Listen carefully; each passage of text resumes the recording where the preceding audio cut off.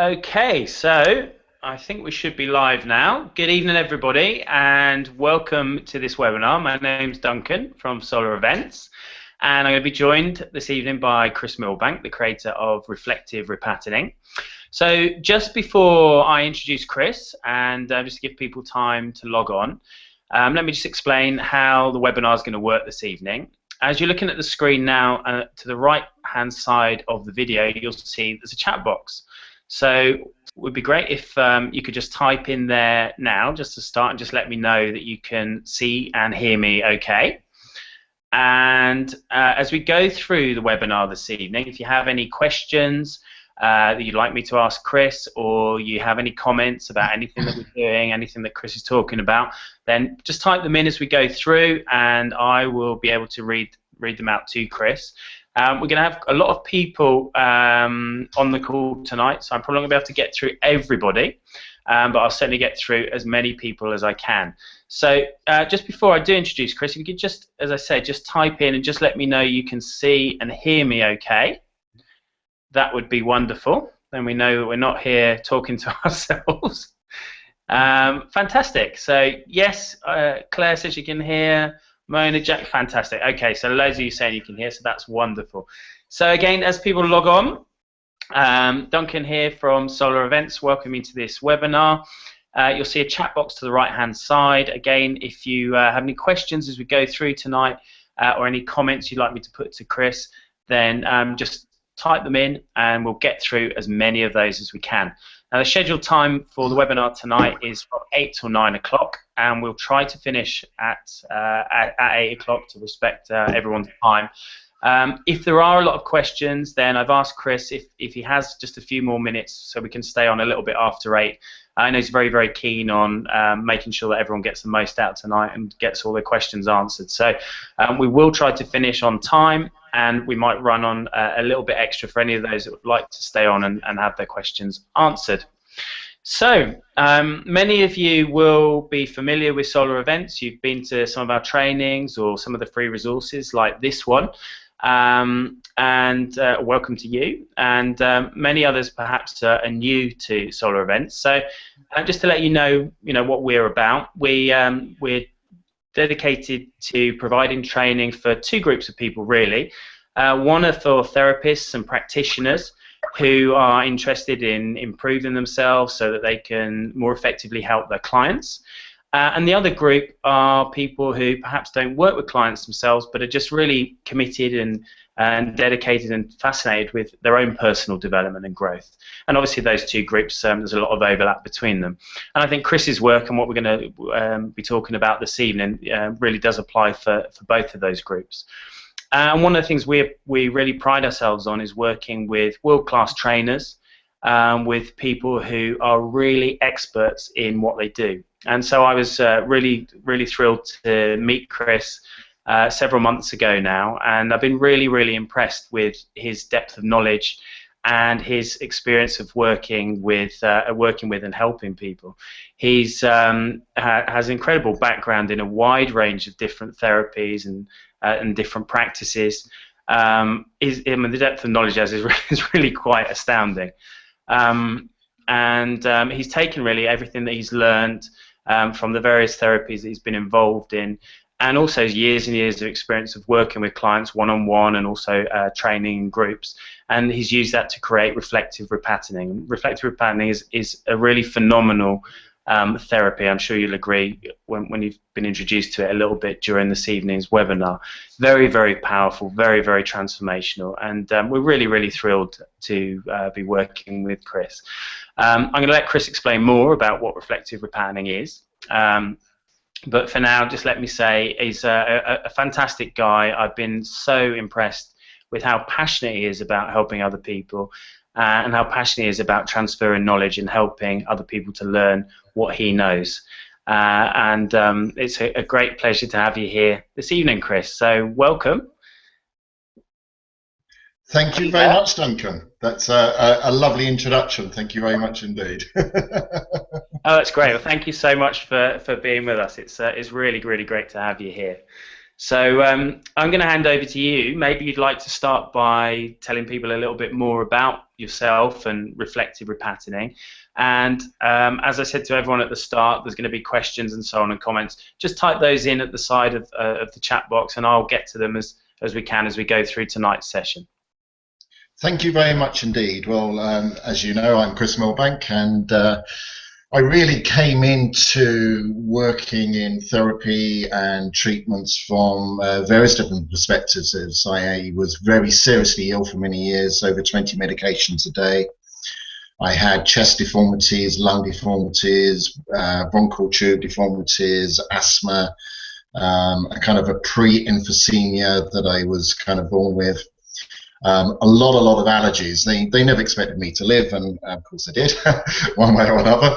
And I then also grew up to have a lot of social anxieties, paranoias, phobias, fears, and all sorts.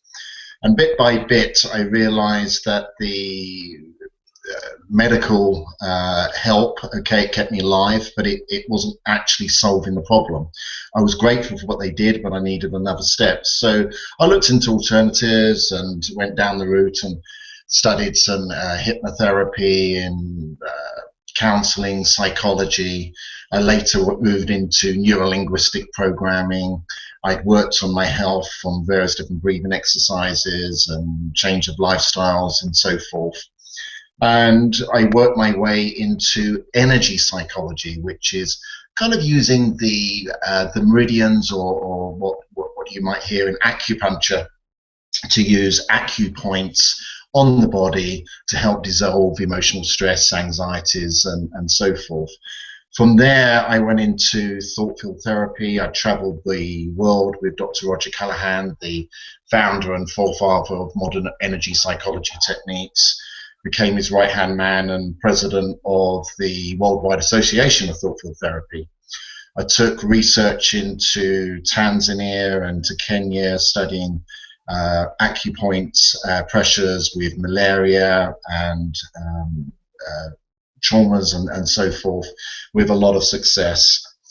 I then became more independent as I progressed the treatments and took TFT from where it was into other fields, including the neuro-linguistic programming and using acupoints to change kind of mind programming rather than just tapping on emotions and thoughts. And from there, I discovered the Tapper's acupressure technique, which is a position which I'll show you later if we get time for a demonstration. That will use all 14 meridians at once, rather than tapping on one meridian point at a time or one acupoint at a time. It will use the power of all 14. And from there, discovering this technique of Tapper's Fleming's, I used it extensively and trained in it, and would practice it each day. And this is how really I came on to discover reflective repatterning. I was using the technique. I was each day I was treating something in myself to dissolve some sort of emotion or anxiety or stress in my life. And each day I would walk my little dog, or big dog, and make my way down to the rock pools. I live near the coast on an island, and work with something. And one day the little voice inside my head said, "I hate love." And I was astonished. Looking back on it now, I'm not astonished, but I thought, oh. So I used this position and I closed my eyes and I thought about the statement, "I hate love," and it brought up a lot of emotion. And I managed to dissolve it, and it was like an explosion going off inside of me, and I felt wonderful until the next day. And the next day I was starting to feel a little bit down about things that I wouldn't normally feel down about, and I hadn't felt like that for many, many years. And bit by bit, through a whole series of opposite events that happened that day, there wasn't really time to go through them all now, but I suddenly realized that I needed to do the balance. I love love. And there was a part of me that was resisting loving love. So I treated the resistance of loving love, and everything cleared and I normalized and I felt wonderful. I then went back to the UK. I was teaching a 3-day advanced technique training in thought field therapy, and on the last day, everybody was practicing, so I was thinking about this loving and hating and so forth.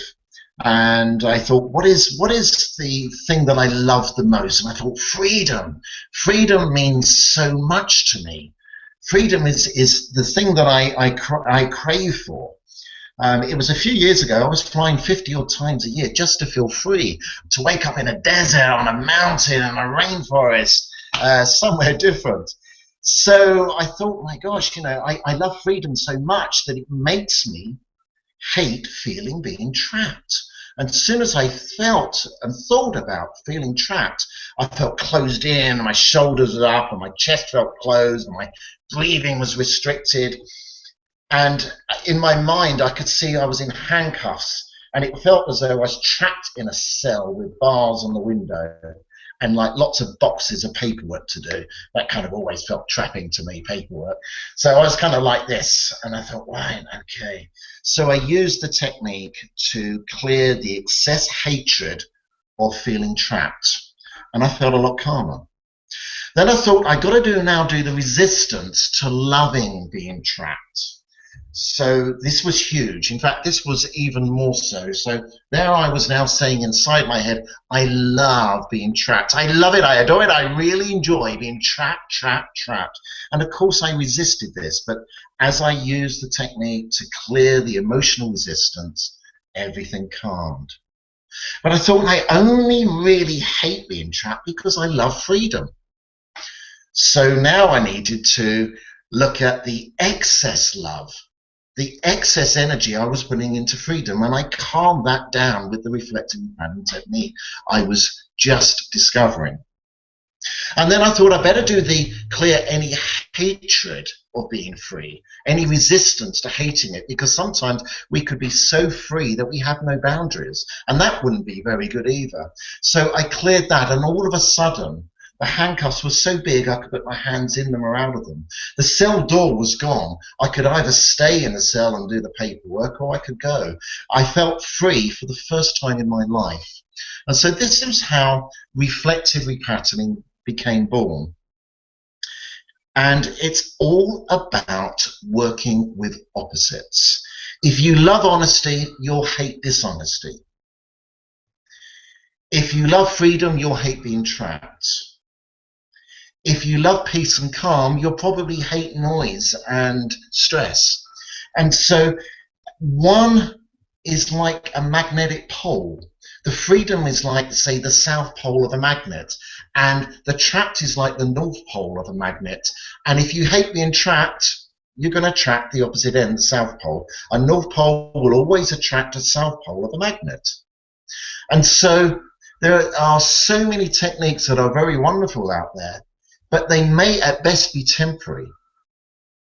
Or the problem may come back in another way if we don't look to work with the opposite. The issue or the problem that you have is charged like magnetically by the opposite of the issue. If someone hates depression, they'll probably love their opposite, which could be happiness or joy. And the more you love happiness or joy, the more you'll hate depression. So when you do get slightly depressed, it will be even worse for you. So the idea is to clear opposites, and that's why that's how it all came about. We've also shown, even at the very basic level, with one of these now some almost 50 frameworks that we have in RR to work with almost the A to Z of psychology and health, is that I kind of forgot where I was going there, but anyway, the whole idea is the basic framework will work about a minimum of 18 times more effective than a standard EFT or emotional freedom technique procedure, or a thought field therapy procedure, or NLP. And there's a table that we can actually draw out to say why this would be a minimum of 18 times more effective. One, we're working with the issue. We're not only working with the negativity of the issue, but how much we dislike or hate something, but we're also going to treat the resistance to loving that thing. And we're going to do that within ourselves. We're going to do that with other people. So maybe if we're dealing with depression and I'm treating myself, but what if other people are depressed? Maybe that would bring me down too. So I'm going to clear any resistance to loving other people being depressed and any dislike and hatred of it. But then what if I accidentally depress someone else? Maybe I say something hurtful or upset them, or maybe I haven't done something I promised and they get very down about it. If it brings me down and I get upset because they are upset, I'm not in the best place to help them. So we clear loving and hating other people being depressed and even making them depressed. And then other people actually depressing us. And then we look at a key word, depression, if that's what we're dealing with, and variations of that word. Depressed, depressive, depression, depressingly depressing. All of these words have maps inside our brain. Our brain understands every word we know in any language through one or more combinations of the senses. If I said wheelbarrow, some of you will have a picture. Some of you remember the weight of the wheelbarrow that you've moved. When I say depression, some people will remember being depressed, or others that are depressive, or something that is depressing, and they will be made up of pictures and words and feelings. And we're going to clear the energy from these, which removes the program. And this makes the unconscious mind laugh at a deeper level. And that's 9 parts. And then we do the same again to whatever that person's opposite of depression is. Some it's joy, some it's happiness, some people say laughter. And so we're doing a minimum of 18 effective treatments, but using all 14 meridians at once. And then we also apply a lot more to the basic framework.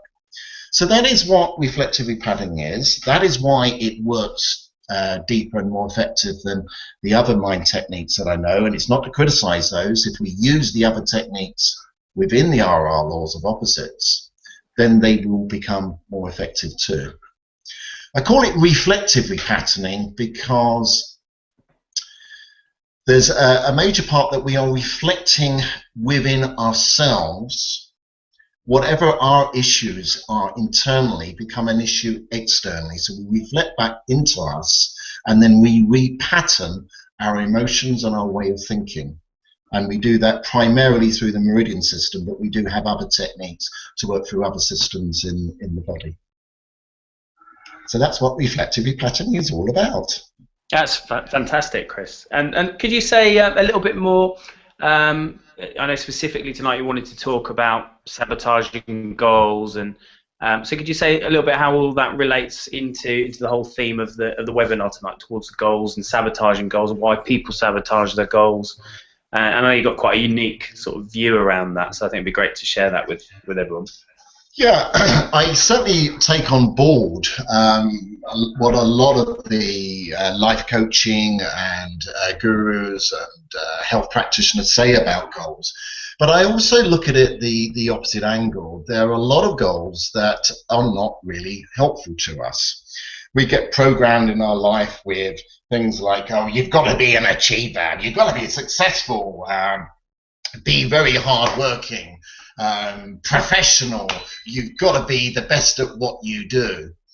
And some of these can be very helpful, these bits of advice, but sometimes they take us in the wrong direction. I remember myself and a load of other kids at school, and I wasn't very interested in a lot of what I was being told at school.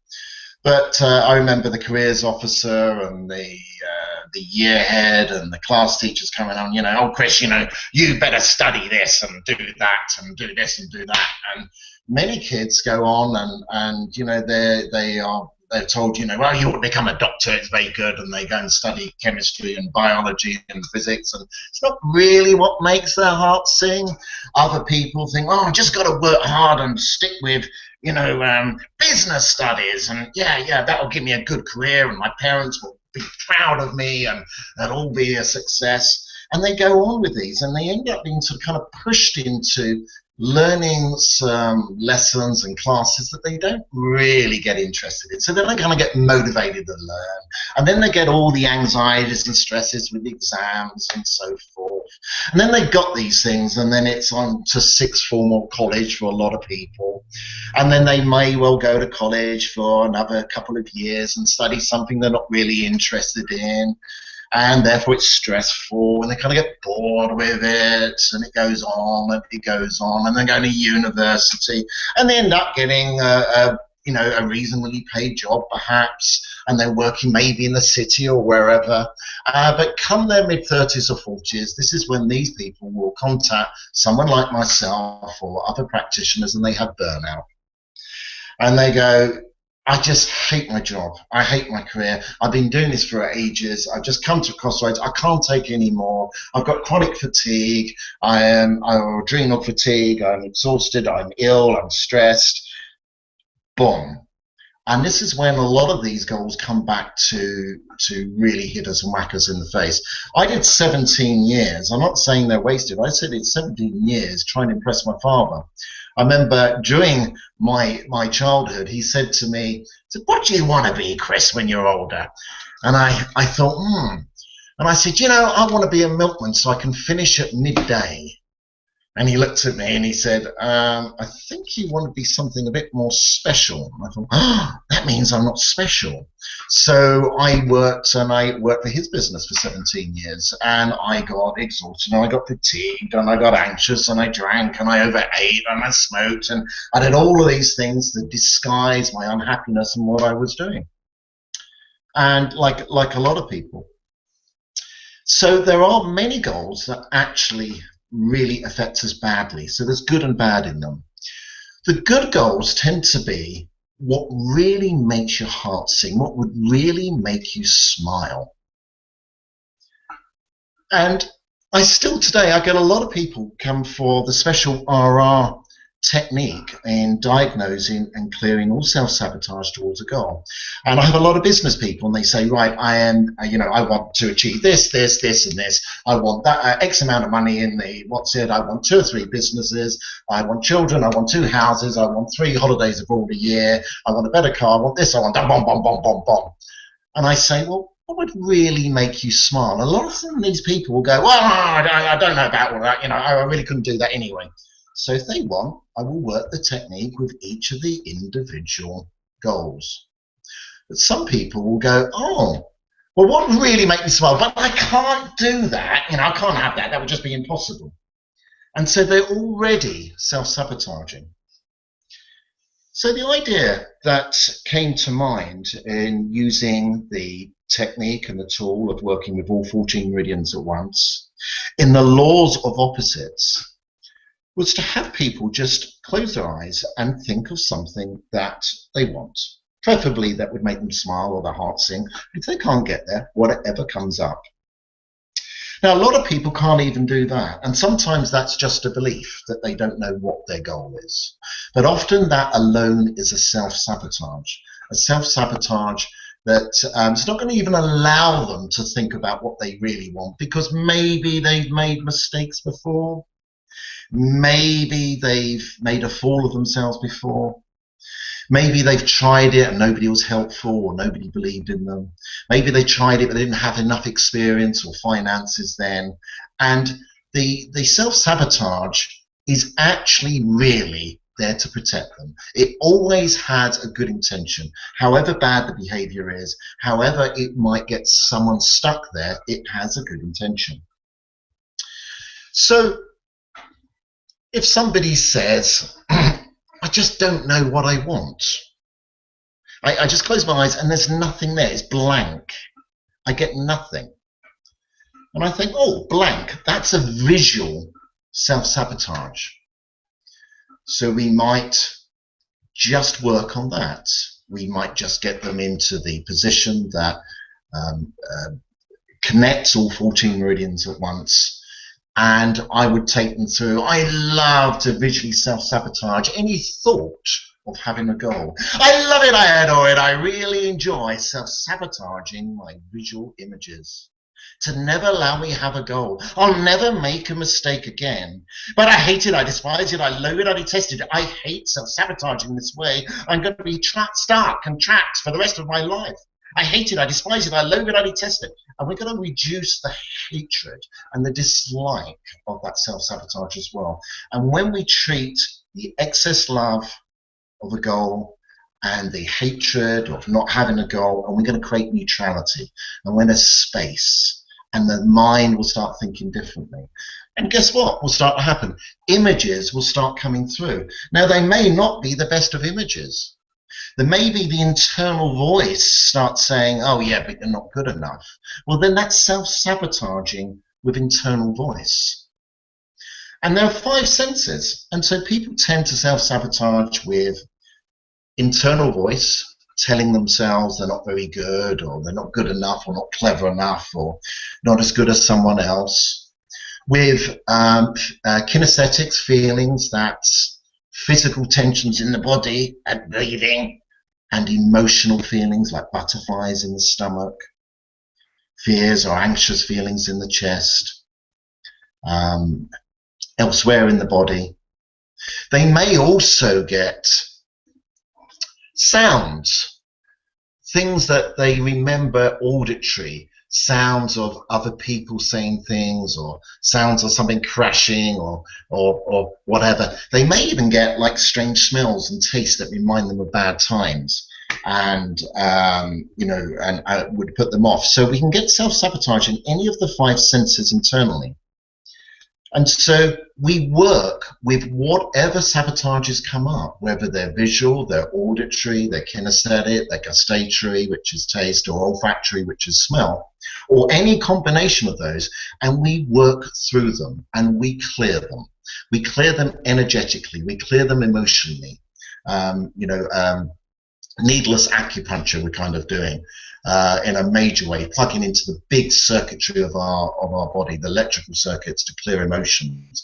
Emotions, by the way, stand for energy emotion. So that's what we're doing, is clearing the excess energy that makes these emotions, that fuels the thoughts that we have. And bit by bit they clear. And so once we can get started, once they've got a goal in their mind, I time them. And I say, okay, I want you to focus 100% on that goal. And if even the minutest distraction comes in, from internal voice, or any other sound, memory, or something you've constructed, a feeling, physical, like tension or emotion, a visual, maybe the image is blanking out or stopping, or you got a beautiful image of your goal and then something disastrous you can see happens, or a horrible smell, like the drainage goes all wrong in the house, or your business office and the customers are put off, or some sort of taste that you get, maybe an old memory that brings that up. Anything that distracts from that, you shout out sabotage, and I stop the clock. And most people who have actually got to the point of focusing on their goal and knowing what their goal is will self-sabotage in 2 seconds. Many people self-sabotage by not even knowing their goal, or not even being able to think of it to start off with. So the vast majority of people, well into the 90%, will self-sabotage before even 2 seconds is set up on the timer. Anyway, we keep on clearing, and sometimes we might get to 17 seconds and 30 seconds, and then something big will come up, something really that the unconscious mind perhaps didn't want to present before. Maybe it was giving excuses before, but now the real stuff is coming up. Maybe early traumas, early anxieties, paranoias, times you might have remembered failing, or parents failing, or friends failing, or fears of debts come up, or leaving a good job with a steady income and security issues come up. And we might go back to 1 or 2 seconds again, but we keep going forward, and we keep clearing and clearing and clearing. And then it gets to a really interesting point, just as we're getting to the absolute crunch, where we've cleared all the self-sabotage that the unconscious mind wants to present. In nearly every case I have done so far, nearly, we get an external self-sabotage. And the external self-sabotage, again, it's the opposite. We're talking in the laws of opposites. It's something on the outside. Maybe I've had people, I'm working on this very successfully, and all of a sudden they get lots of knocks at the doors. And people are delivering parcels, but it's to some other address. Or maybe it's a Kango jewel going off outside the window. I even had one person I was working with that lived very quietly in a flat, and her neighbour was somewhat in her late 80s, early 90s, and she started drilling through the wall. The old lady started drilling through the wall.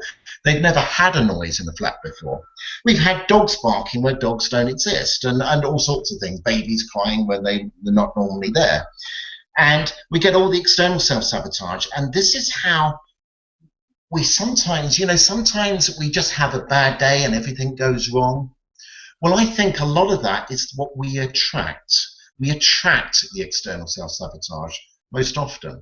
And so what we're doing is we're bringing this to the fore. We've not only included the internal stuff, we're now going to actually work energetically on the external self-sabotage. Now, just recently at a training, I was given a lecture on just this. And everybody in the room was sort of listening and nodding, and they were thinking, external self-sabotage, does that really happen? Then I brought somebody up who had some social anxieties and so forth, and I brought them to the front of the class, and we worked on their goal, and it kept changing and kept changing, and as it got nearer and nearer and closer to be able to be clear in their mind and their body and their energy systems to achieving this goal perfectly, external self-sabotage came up. Now, I've taught in this building many years. We were on the second story, and all of a sudden a crane with a lift and a man with a bobble hat smoking a cigarette started banging at the upstairs window.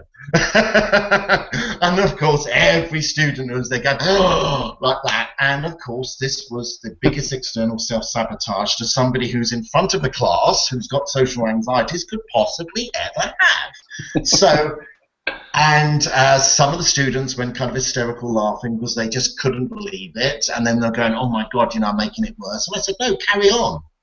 Let the external self-sabotage get as intense as we can, because if we can clear the intense energy of this external self-sabotage, so this person is no longer affected, we have hit home run. So we carried on, and everybody was laughing, what have you, and then the crane went away, and then it came back with two people in, one with a red and white bobble hat and one with a green bobble hat, and they started banging on the other windows. We just carried on until all of a sudden everybody noticed the shift in the person we were working with, and the crane disappeared. When we looked out the window, it wasn't even parked outside. So we really don't know what it was about. Today, everybody talks of that incident, and I'm so glad I mentioned the external self-sabotage just before I treated, because otherwise nobody would have believed it if I said afterwards. So we have things going on internally and we have things going on externally. Sometimes I've been an internalizer with working with energy therapies. If I had an issue or I was stuck around something, I'd clear it inside of me and then I'd be able to go off and do it. My neighbour, complete opposite. He would be a very logical person that fixes problems. So he'll go around and fix all the problems on the outside. And that makes it easier on the inside. And so I remember one day I said to him, well, you've got a lot of things to fix on the outside then. And he said, well, you might have a lot of things to fix on the inside. And I thought about that. And I thought, he's actually got a good point. Sometimes just to go out and say something and put something right with somebody can save a lot of internal healing. And when they say, oh, that's okay, Chris, you don't have to feel guilty or sad or bad. I don't have to heal that inside anymore. It's done. It's over with. But other times it doesn't always work out like that. So we have internal and external energies and forces and voids and excesses of energy we need to work with. And so it's very important in clearing goals to look at the external self-sabotaging that we are triggering and causing and attracting, as well as the internal. The RR laws of opposites differ from the laws of attraction somewhat, that you may know of. The Secret and all of that, some great information in there. And I'm not going to argue with all that, but what I would say is the fundamental difference is, I agree that thoughts, what we are thinking, good or bad, tend to help attract that. If we're having bad thoughts, we may attract more badness and negativity in our lives. If we have good thoughts, we may attract more good things. So we're hoping that the good thoughts outweigh the bad thoughts. But thoughts are opposite to emotions in our laws of opposites. A thought attracts what we're thinking, good or bad. Emotionally, it's the opposite, and therefore it has the opposite effect. We attract the opposite of what we want. So when we're really needy of a goal, you know, I've got to have a better job because the bailiffs are coming and they're going to take everything away and I'm going to lose my house and security is my biggest issue and I really need this job. The emotion in there is going to push it away. So when we're working with goals, we need to lessen the emotional neediness. We need to lessen the negative thoughts and end up with a good thought with a good intention for using it. Now, by the time you've done all this, the chances are whatever the goal is you started off with is going to change, because we have now worked through many emotional issues. We've lessened a lot of emotions. We've changed a lot of negative thinking. And remember, the goals that you wanted when you had those negative emotions and those negative thoughts and the very same values. But once they've all changed, you may well find that the goal will often improve dramatically, or often be something completely different, but be so much better. So that's kind of my take on working with goals, is that we need to think about the good and the bad of the goals. We need to acknowledge that self-sabotage actually always has a good intention, even if it's outweighed by the bad behavior of the self-sabotage. We need to understand that. We need to incorporate it. We need to accept it. We need to acknowledge it. We need to work with our emotional neediness about a goal. We need to lessen the negative thoughts about it. We need to be left with a clearer intention, almost like a logical reason for that goal, that it's going to be of good use and how it's going to be of good use. We do the technique in a session. It generally takes a full session for most people to do this, sometimes a few sessions. And we do it until the person can actually stay with the thought of their goal, with a good feeling, in clear, almost like 3D panoramic visuals, if that's the way they take it, rather than just a flat, black and white, distant visual. We want it clear. We want them to feel it. We want them to think it. We want them to know it. And if they can stay with that, with relaxed breathing, feeling good about the whole thing, in all 5 senses for 2 minutes, then they will be in the 1% probably of the world's population that can achieve that. And that isn't good enough. I then say to them, well, homework is, you practice this each and every day until you can get to 10 minutes. And if you can do this for 10 minutes, you've either already achieved the goal, or you put everything internally in progress to set things in the external world to make it happen. So internally, externally, lessen the negative thoughts, have more good intentions, lessen the emotional neediness about it, and realize that self-sabotaging has a good intention. And if it still happens, to acknowledge it and think, how is that good for me? Why is it good to self-sabotage that goal? What is it trying to achieve? What part of me is trying to achieve what? And work with it.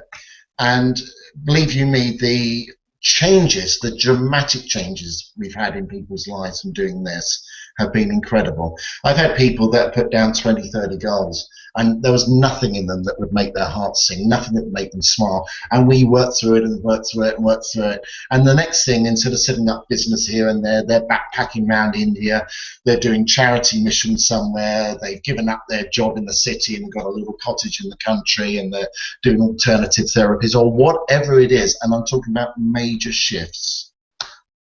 When I first demonstrated this, there was I won't name the person, would be fair, but a European top life coaching expert who many people admire, speaks with thousands and thousands of people. And they turned around and said, what we have just done practicing that technique in 20-30 minutes, which is a quick time for that technique, at their best, with all their coaching skills, they said, I don't know if we could have done that in 10, 20, 30, 40 coaching sessions. And that kind of really blew me away. And from that, I started to expand this this particular specialist RR technique further and further, and use it a lot with people and myself to make dramatic changes. Great. Well, this thing, amazing, Chris. I know you want to give people an experience of this. Have you got? Is it okay if we just ask a couple of questions that people are asking? Yes, please do. Yes. So there's quite a few questions here. Some of them I think we'll save till later on, but some of them just seem like they might be more relevant for now. And then I know you're going to want to do like give people a taste of this. Janie asks, what happens if the self-sabotage is unconscious? Like, she says, I might plan something for myself which is fun, like an outing or a holiday or a course, etc. And then the day before I'll get a migraine or a virus or something that will make me impossible to do that thing.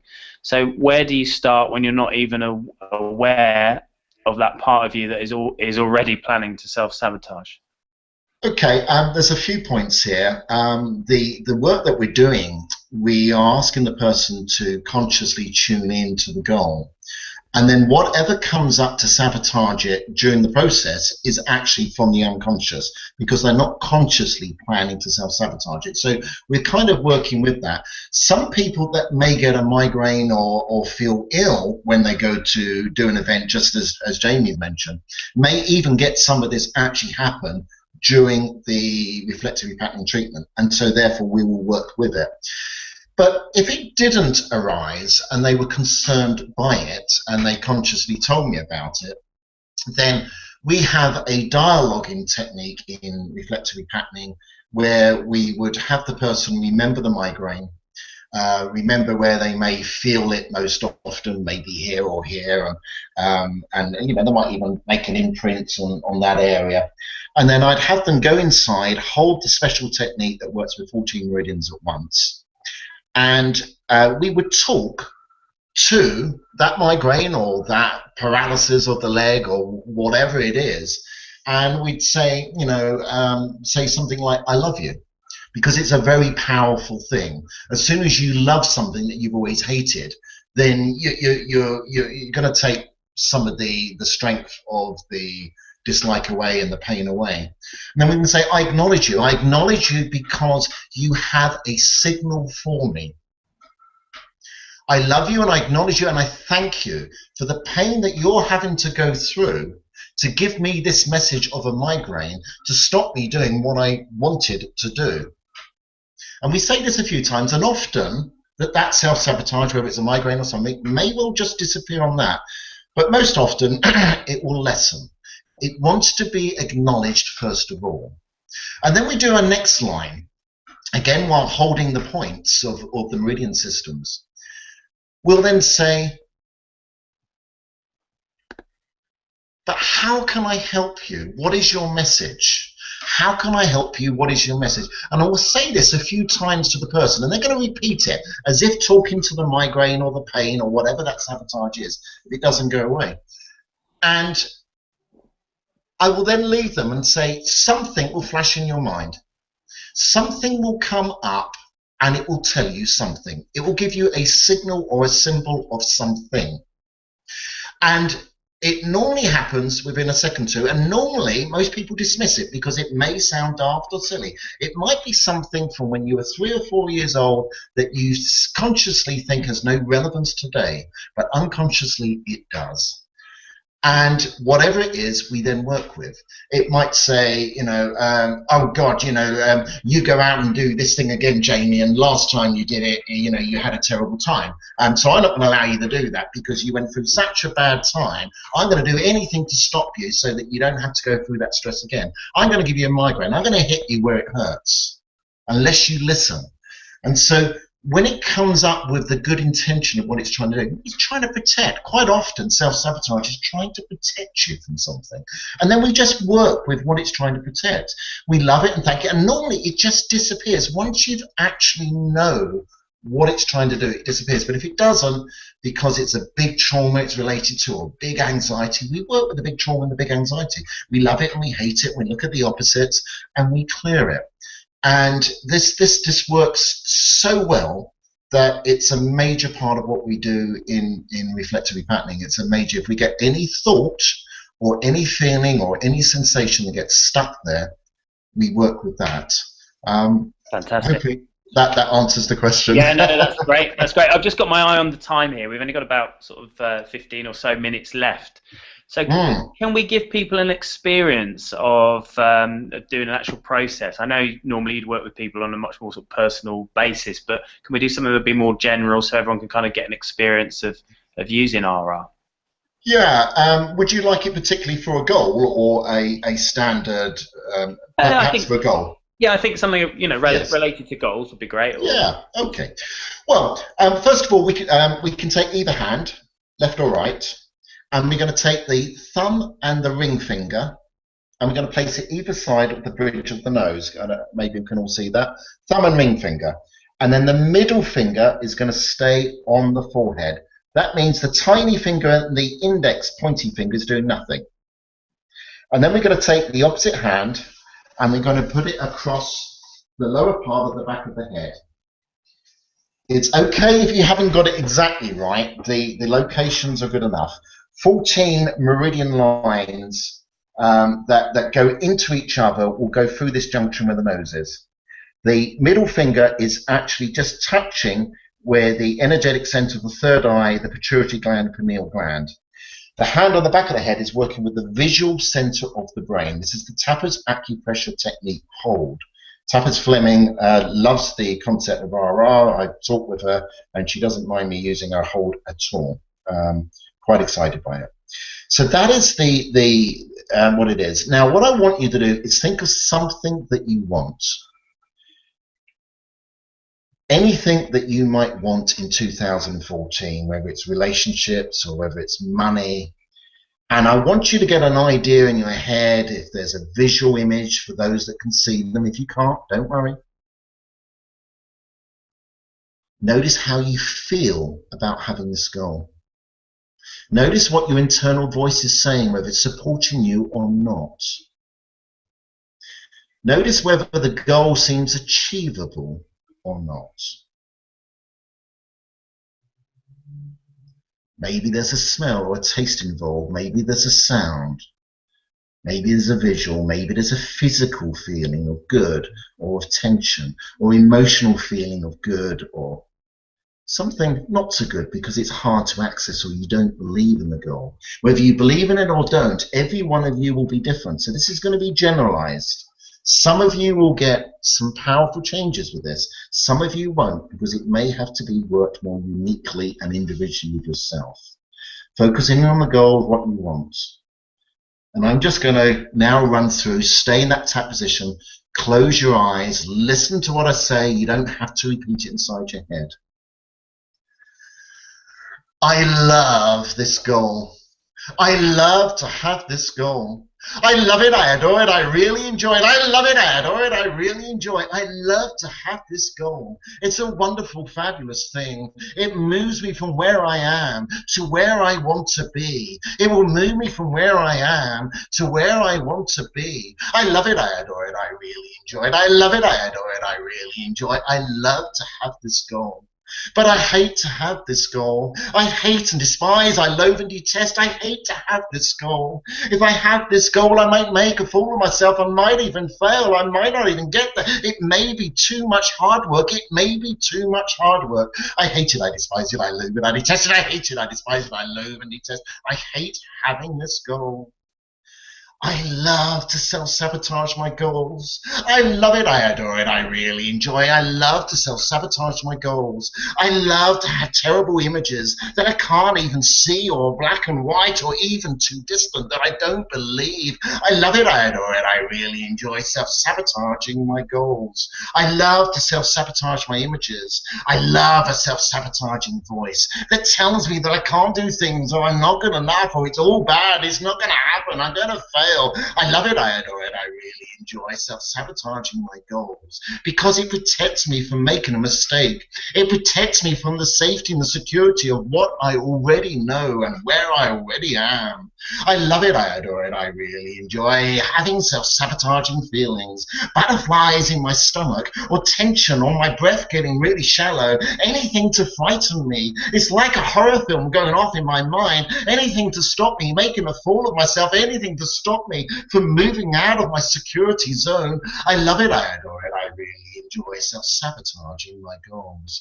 But I hate to self-sabotage my goals. It brings me down that I'm not moving forward. It brings me down that I'm feeling stuck. I hate it, I despise it, I loathe it, I detest it. I hate it, I despise it, I loathe it, I detest it. I hate self-sabotaging my goals. I hate to self-sabotage my images so that everything looks a disaster, or it all goes black, or the picture stops. I hate it, I despise it, I loathe it, I detest it. I can be stuck in my life forever. I'm never going to have what I want. It's going to bring me down. It's going to make me feel worse, and then I'll never be in a position to move forward with a goal again.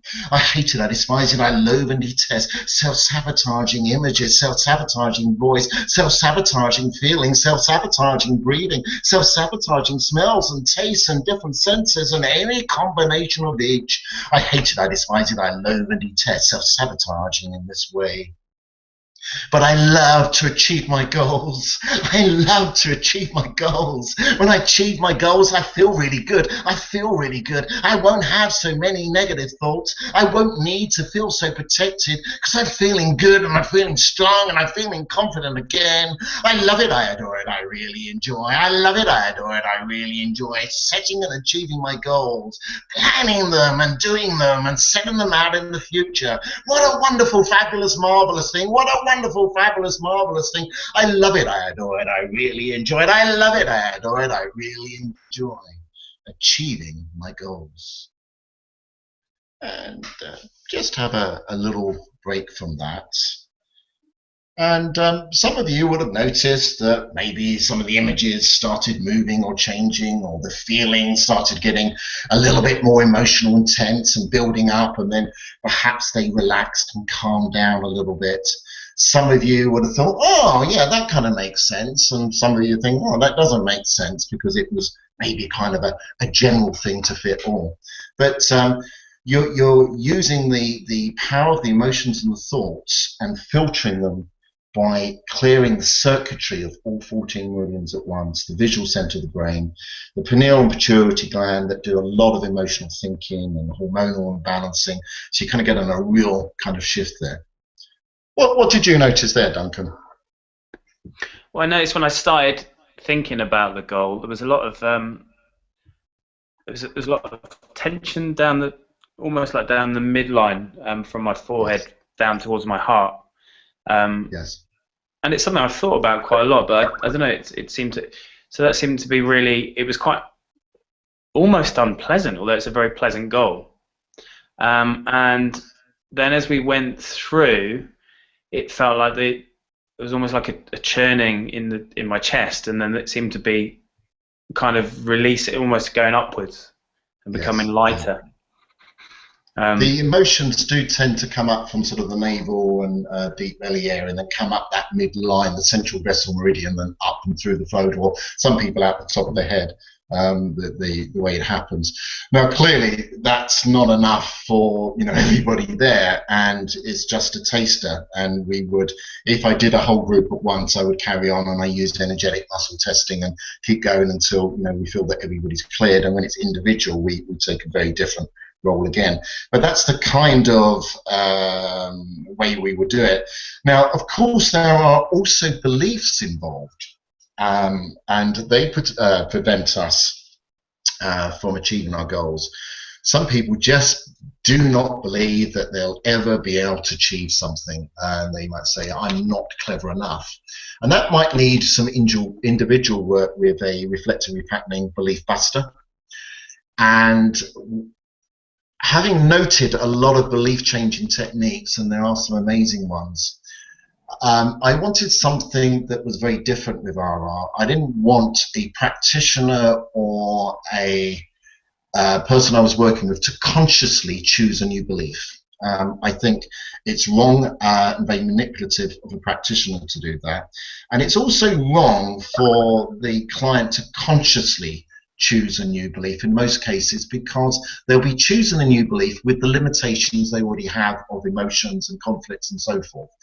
So I created a way of neutralizing and creating neutrality in the belief that opens it up. Sometimes the belief automatically changes, and it's an unconscious change, and it changes for something very, very much better. In fact, most cases. Other times it opens up and it gradually allows for new information to come in and new ways of thinking. So as the person gently progresses with their life, the belief gently progresses and changes with them to something that is more helpful. So the Belief Buster in RR is particularly designed to be non-manipulative.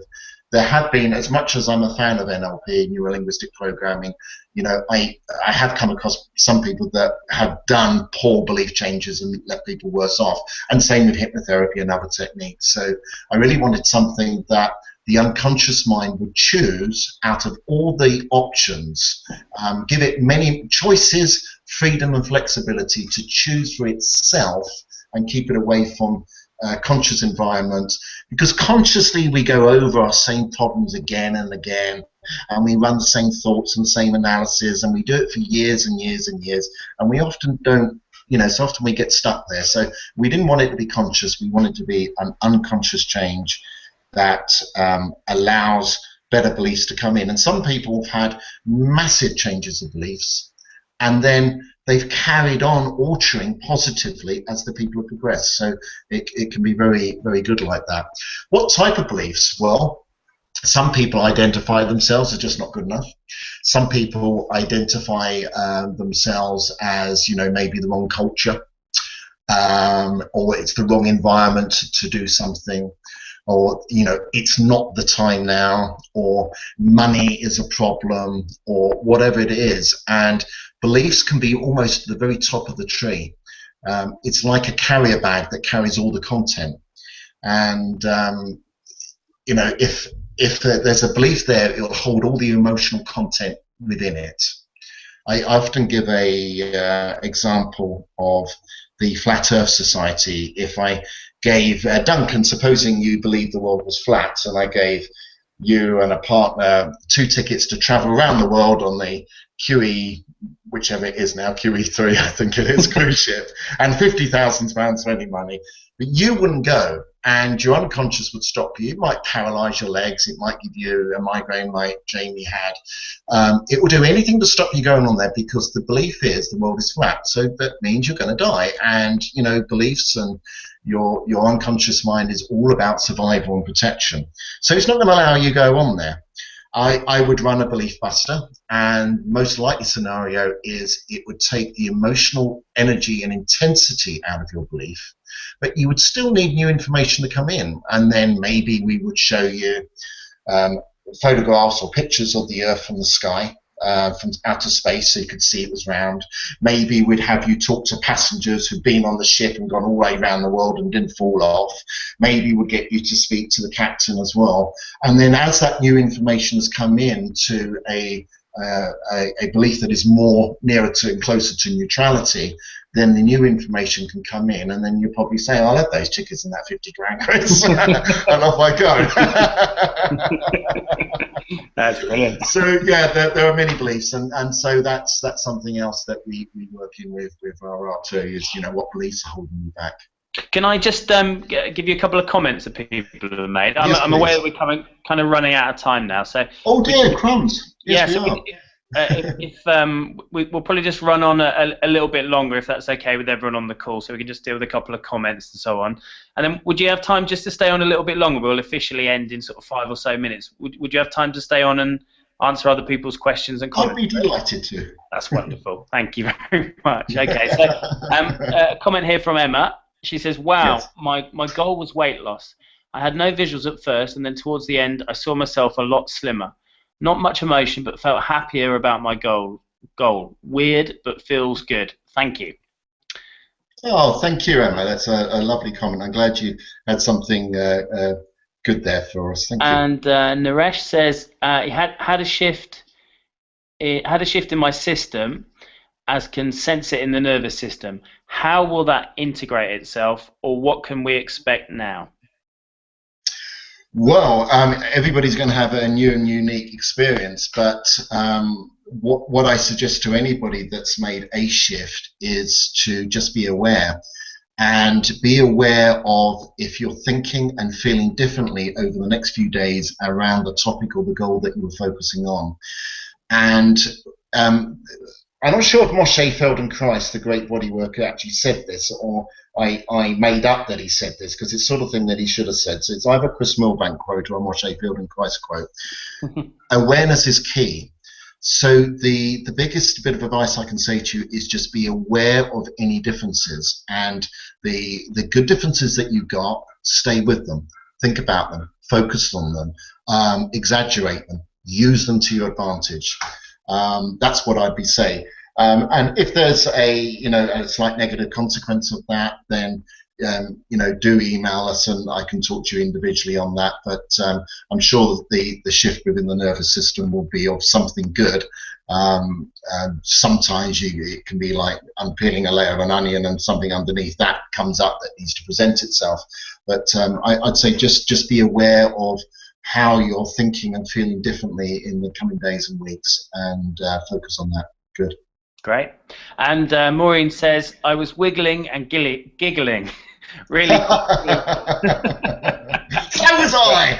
That's great. I thought you didn't do that. Thank you, Maureen. That's always good to hear. Oh, so Maureen, we've got some more questions which we can just deal with at the end if you like. I just wanted to mention quickly that we've got a workshop coming up with Chris, a weekend workshop on the 5th and 6th of April, which is going to take place in central London. So do you want to say a little bit more about what we might cover and what we will be covering during those 2 days with you, Chris? Yeah, absolutely. We're going to be working with what I call the basic framework, or the foundation framework. It's the most used framework. And this will be working with value conflicts and emotional programs. When I say value conflicts, I expect most of you can think of your top 3 to 5 favorite values. I'll give you some instances: trust, honesty, integrity, loyalty, kindness, generosity, and so forth. And freedom, obviously, and more. And then there are the opposites of these. The opposite of freedom might be trapped, the opposite of honesty might be dishonesty, the opposite of loyalty could be disloyalty, integrity, lack of integrity. And you may have different opposites, and it's your own unique opposite. And these are massive drivers in our life that where do emotions come from? Well, quite often a conflict from these values. Why does one trauma affect one person and not so much the other? If somebody's got a huge safety and security value as one of their top favorites, and they're involved or see a car accident, they're far more likely to be more traumatized than the person that is just completely carefree with life, and safety and security is so bottom of their list. They just would go with the flow and freedom. So that could be one of the reasons that a trauma becomes more of a trauma, because it conflicts the values. So what we do is we clear the big conflicts of opposite values. We look at the emotional programs that people most often access. So some people get a lot of anger or rage or frustration or guilt or depression or anxiety or stress, which are really big ones. And we clear those, and we clear the opposite of emotional programs. So we learn how to do this extensively and thoroughly. And we learn how to access a whole mind-body program for thoughts, for physical feelings, for emotions, for breathing, what's happening in the body as we think of these. And we clear all the excess energy in there using the 18 parts of the basic foundation framework to clear. And so there we are. We have conflicts in values, and somebody hates dishonesty, and maybe someone's been dishonest and they feel bad about it, and because they hate dishonesty, they're going to attract it more. We attract emotionally what we don't want in our life. We attract it more and more, then it builds up again, and they get a little bit more frustration and anger and hurt, and this builds up to emotional stress. And if the original conflict isn't dealt with, then, you know, even if they exercise it out and punch the wall a few times, it's going to keep building up, and then eventually it becomes anxiety, and anxiety can be addictions, it can be tics, it can be panic attacks, and if that original value conflict isn't dealt with, it builds up, and then it goes to the big, dark, heavy, black depression. Yeah, so we're going to learn how to clear the original conflicts. We're going to learn how to clear the mid-range emotions, the most intense ones, the ones that experience the most, and then the big three, the depression, the anxiety, and stress. We're going to learn, like, depression is a big, dark, thick, murky, muddy lake. And when we clear all of that energy, that's great. And we're going to feel a lot better. And the opposite, you know, happiness or joy, because often they will be so resistant to having happiness or joy. Why in the hell should I be happy? Everything's wrong in my life. My husband hates me, even the dog walks away from me, and my pet parrot doesn't talk to me anymore, and there's nothing in my life why I should be happy. Often there's more emotional resistance in the good opposite of an issue than there is the issue itself. So we clear all of that. And then the big lake depression is now turquoise or pure blue and clear water, but the streams running into it from anxiety, from stress, from all the emotional value conflict will make it muddy and dirty in time. So we need to go back, and we need to get all the different lakes and ponds and streams filtered and clean. So that's what we'll be doing. I'm really, really looking forward to it. Well, I tell you what, it feels great. No, it's going to be an incredible weekend. I'm really, really looking forward to it. So we are kind of running out of time. So if anyone would like to join us for that weekend, as I say, it's on the 5th and 6th of April. There should be some information to the just near the chat box about it. And if you click on the link, it will take you through to the page where you can read all about the course. There's more information, and you can book. There's an early bird offer which is running up to, I think, about the 15th of this month. And if you have any questions or anything, just get in touch with us. We're more than happy to help, and I'm sure Chris will be happy to answer any questions that you have as well. So let's wrap up now, because we've run over a little bit. And if you're happy again, Chris, to stay on, and anyone who's listening, if you want to stay on a little bit longer, ask more questions, and all the questions that have been asked so far we'll go through. But let me just officially end now, just to respect the time of the people who need to go off and do something else. Thank you very much to everyone for joining us, and thank you, Chris. It's been a great session. I've really enjoyed it. I hope you have too. I have indeed. Thank you very much for everybody for coming, and I hope to meet you in person, and if not, contact you at some point. So that would be wonderful.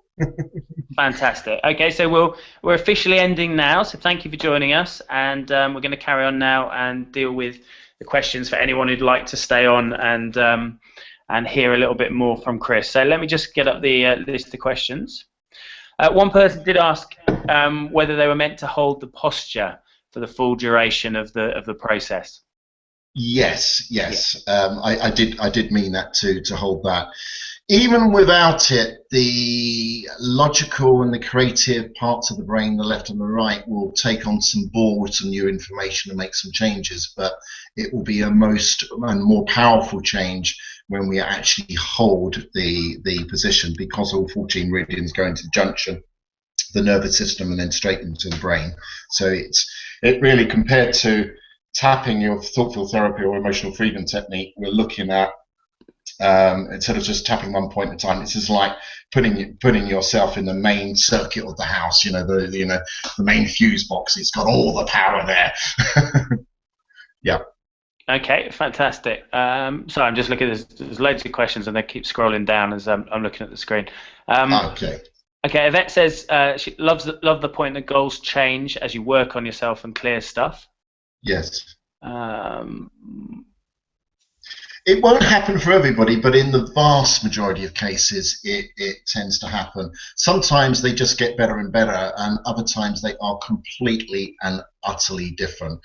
And for a lot of people, I sense that come in with a lot of emotional, needy stuff that actually need to be different. But that's not for me to decide. That's the process decides that as and when they're ready for it. Right. Okay. Ruth asks, can reflective repatterning be used for distant healing of issues in another person using yourself as a surrogate? Absolutely. The RR laws of opposites are that if somebody said to me, X is in the other side of the world and they've got a problem, and I would say, okay, when you think about that problem, that person and that problem, and how do you feel about it? What is going on emotionally? What's going on in your head? What thoughts have you got? What feelings, emotional and physical, in your body? How is your breathing? How is your posture? How is your physiology? And then what we do is we actually heal that. So we heal ourselves to heal another person. That's the RR laws of opposite. And then we'll heal others to heal ourselves. And there's a unique way that reflective repatterning has that, that will come in the longer training. We probably might just touch a little bit of that in the introductory, but we won't go too much into that. But certainly we heal ourselves to heal others. And the person who is most worried about someone else or something else, they will have the most impact on someone or something else when they are cleared. So if I don't know the person, I can change them just by healing myself. But they will get an even bigger change when the person who's more worried about them heals themselves of the worry or concern. Very good point. Thank you. Very good point. Okay. Kaz asks, if clients either drink a lot of alcohol or take drugs, will this impair the techniques? If they are completely out of it at the time, then they are going to get probably minimal from it to a certain extent. I've had people, come to me who are absolutely on the floor. However, saying that, I have experimented and I have taken it into pubs and clubs and things, and I have done people in drunken states, and it has worked. But if you're talking about somebody who's very alcoholic or on Class A drugs and completely out of it, I should think the effect would be fairly minimum.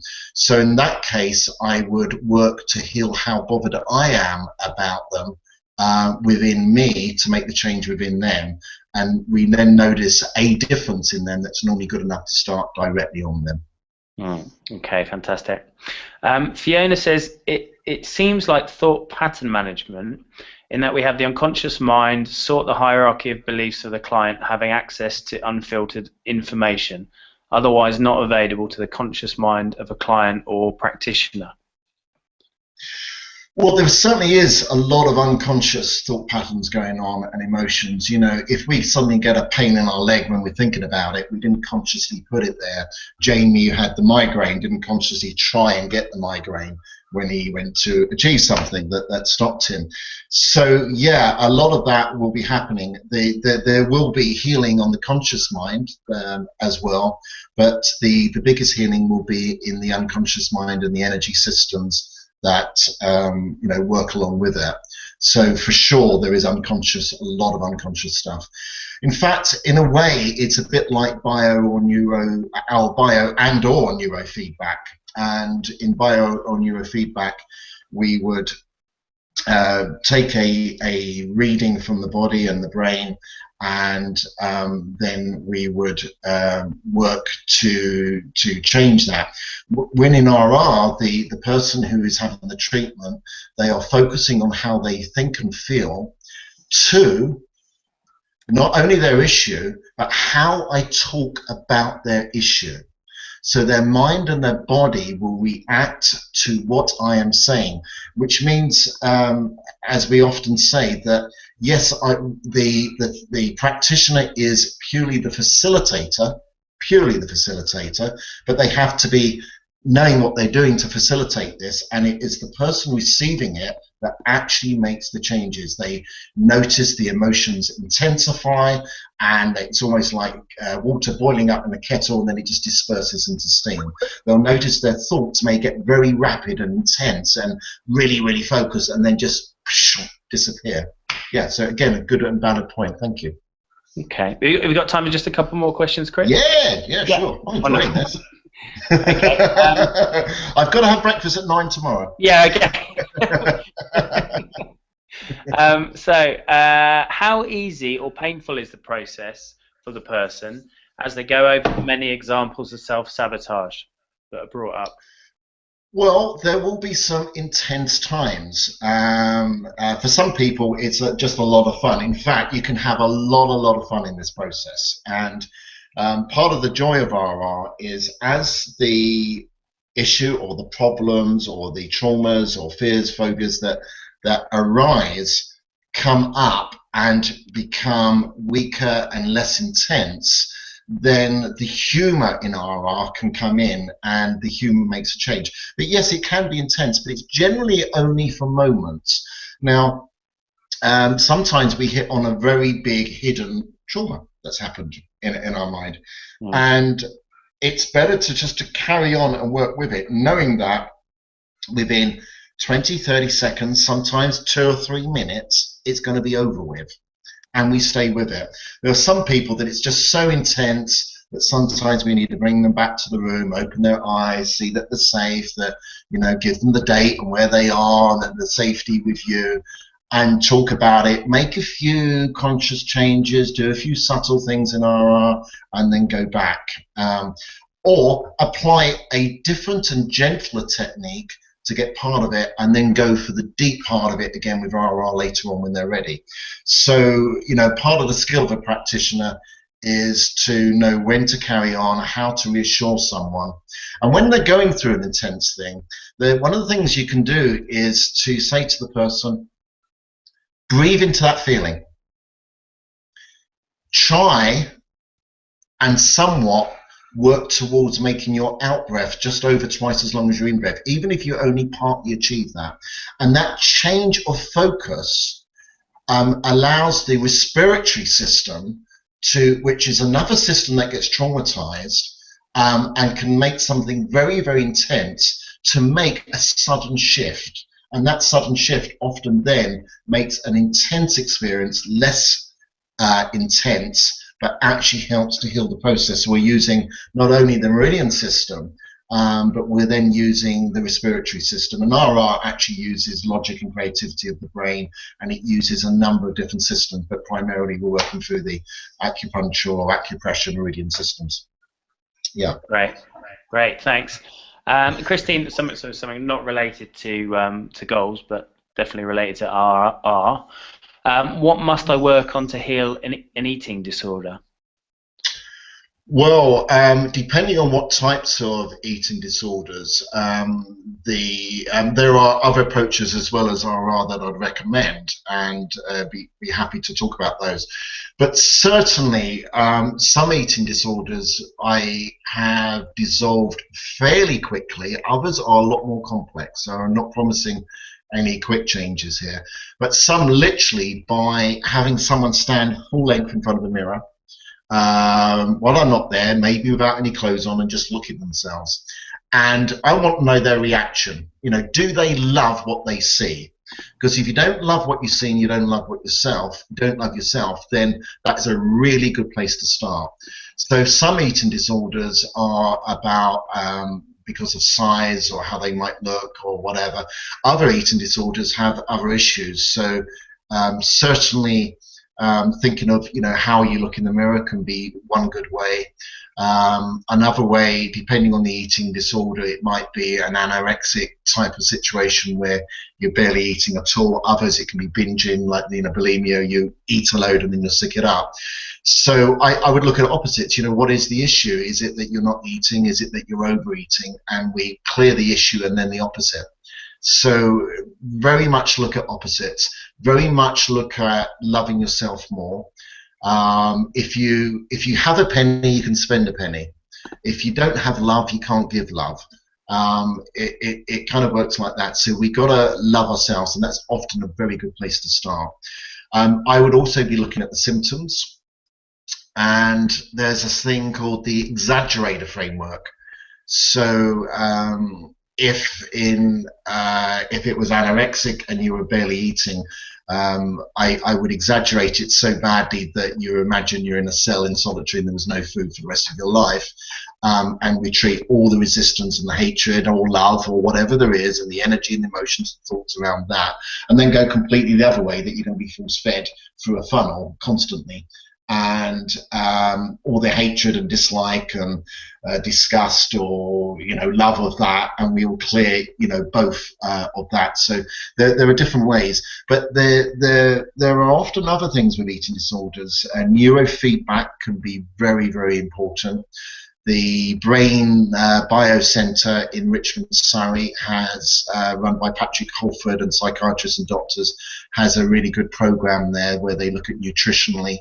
Many people with eating disorders, especially anorexia, may well not be able to absorb zinc, and I have told many people who have been hospitalized, if you can take your loved ones 45 milligrams of zinc each day when the doctor's not looking, which is a bit naughty, I know, they will often start eating, and they do. And I've had many people who actually come out of hospital, and the hospital said, I don't know why, but they started eating. So zinc can be a part of it, but really Optimum Nutrition for the Mind by Patrick Holford would be a good one.